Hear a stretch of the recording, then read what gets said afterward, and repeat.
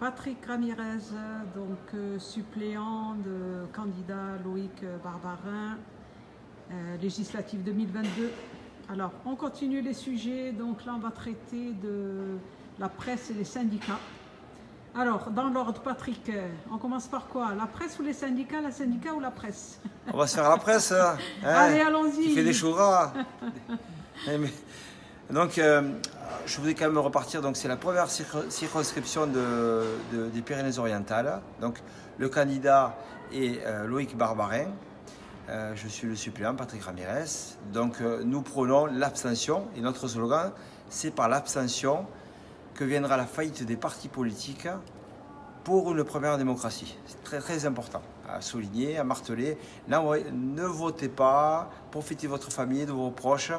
Allez à la plage, ne donnez pas 7,50 € pour les partis politiques. Ça représente une manne financière de 400 millions d'euros. Ils en ont absolument besoin. Et si on ne leur donne pas, c'est la fin de ces partis politiques. Il faut reprendre les lectures, les écrits de Londres de la résistante, je ne parle pas de l'avorteuse, de la résistante Simone Veil. La note sur la suppression générale des partis politiques. Elle avait tout compris, elle nous avait déjà tout dit dans les années 40 de Londres. C'est important. Suppression générale des partis politiques qui nous amèneront la première démocratie, le référendum d'initiative citoyenne, la possibilité en tant que citoyen d'intervenir dans la vie politique et de ne pas être cantonné par des élections. Nous, ce qu'on ne veut pas, c'est voter. Nous, ce qu'on veut, c'est être consulté par référendum et agir. Le citoyen doit agir, doit se reprendre sa souveraineté et se représenter. C'est important. Nous sommes pour la délégation de pouvoir et pas pour le mandat représentatif. Pas pour l'élu, pour le délégué de pouvoir.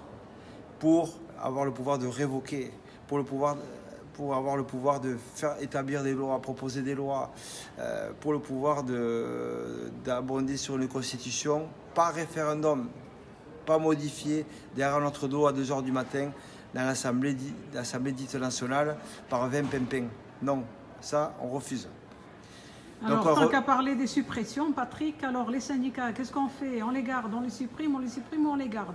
Alors, le système, il n'est pas compliqué. On coupe les subventions, la perfusion qu'ils ont, que ce soit des entités étrangères, parce qu'il faut savoir que ces syndicats prennent une manne financière de la Confédération européenne des syndicats, c'est-à-dire une entité étrangère qui finance ces syndicats. Nous, c'est simple, on coupe le cordon sanitaire, plus de subventions, et on met en place un système comme les tickets restaurants, c'est-à-dire que chaque citoyen aura un système, par exemple, de 3 tickets à 100 €. Et c'est valable aussi pour la presse, on en parlera tout à l'heure. 100 €, 3 fois 100 €, où ils donneront à 100 syndicats locaux. On ne veut plus les syndicats nationaux, ça se fera par du local. Retour à la nation, retour au local. Et c'est à partir du local que le syndicat qui va se créer, ou le syndicat qui existe déjà, va avoir à faire à vraiment défendre ces syndiqués, intervenir de façon réelle. Donc, ce sera 3 fois 100 €. Et les gens utiliseront sur le même syndicat ou 3 syndicats différents, ou carrément ne donneront pas d'argent, puisqu'ils ne se sentiront pas protégés par ces syndicats.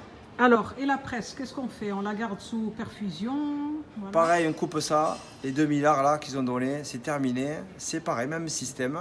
Un ticket à 3 fois 100 € qui pourra être versé sur des radios, sur des journaux, sur des télés. Voilà. C'est ceux qui feront le boulot, qui survivront. Et je tiens à préciser qu'on parle beaucoup de la charte de Munich. La charte de Munich, je la déchire. En fait, un journaliste, c'est qu'un citoyen. Il a le droit d'avoir des opinions. Par contre, ces opinions, l'argent qu'il perçoit de ces ménages, on appelle ça les ménages, c'est quand des personnes, journalistes, vont faire des séminaires chez Pfizer, chez les laboratoires, chez les assureurs, chez AXA, etc. Quand elle intervient, on veut le savoir.